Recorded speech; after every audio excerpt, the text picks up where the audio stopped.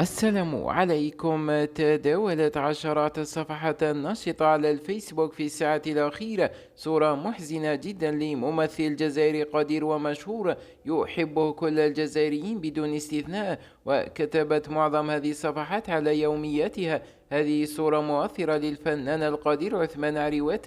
هل يعقل لهذا العملاق أن تنتهي مسيرته الفنية على هذا الشكل؟ وقال أحد الناشطين على الفيسبوك: وجدته جالسا وحيدا كئيبا تحت هذه النخلة ولم يكترث له أحد من المرة. اقتربت منه للسؤال عن حالها فاكتفى بالابتسامة وقول الحمد لله. وللإشارة، يعتبر الممثل عثمان عريوات من عمالقة الكوميديا في الجزائر، ذاع عصيته سنوات الثمانينات، ولكنه اختفى عن الساحة لأسباب مجهولة لحد الساعة.